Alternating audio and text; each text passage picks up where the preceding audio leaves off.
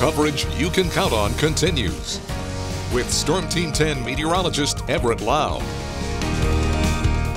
Good evening. Well, we had a nice start to the weekend with a lot of sunshine and temperatures finally rebounding. We're in for a chilly night tonight. It's not going to be quite as cold as it was this morning, though. But as we finish up the weekend tomorrow, we do have the possibility for some scattered showers and thunderstorms. Fortunately, it looks like those will be clearing out just in time for Eclipse Day. So with that timing, I wanted to let you know when this eclipse is going to be starting in Terre Haute, at least.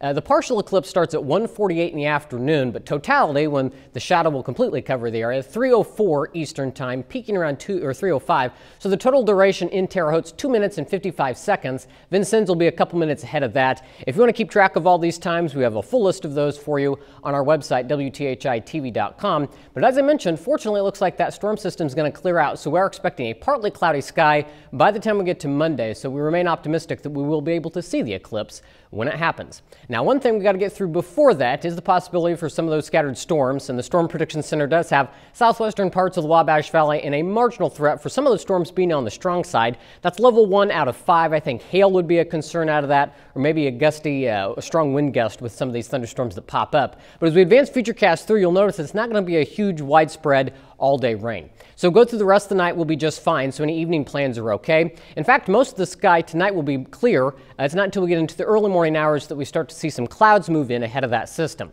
Can't rule out a scattered shower during the day tomorrow, but the best chance of rain is going to hold off until we get into the afternoon. Here's lunchtime. You can see most of that activity staying across central Illinois. It's once we get into the late afternoon and the evening, that's when we see some of those scattered showers and thunderstorms developing.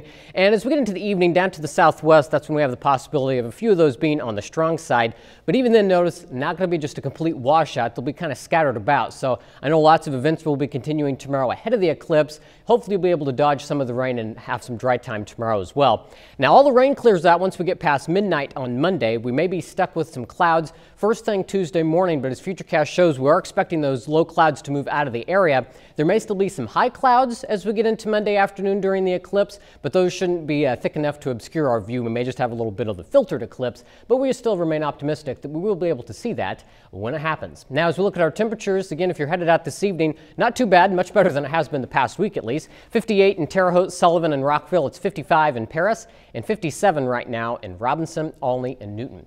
So going into the overnight, dropping down to 40 under a mostly clear sky. Again, not as cold as it was this morning. Then for the day tomorrow, 63, so a little bit warmer. It's going to be a breezy day, so even outside of those showers and thunderstorms, we can see those wind gusts as high as 30 miles per hour. So take note of that if there's any tints up for any of those festivals tomorrow. And then tomorrow night will drop down to 51, so an even more mild night with rain showers early, then mostly cloudy for the rest of the night. As we look at the 7-day forecast, temperature-wise on Monday, it's going to be really nice, 75 degrees for the high. Looks like we're going to dodge out the rain just in time because rain's back in the forecast Tuesday, Wednesday, and Thursday, and eventually we'll cool off into the 60s by the time we get to the middle of the week.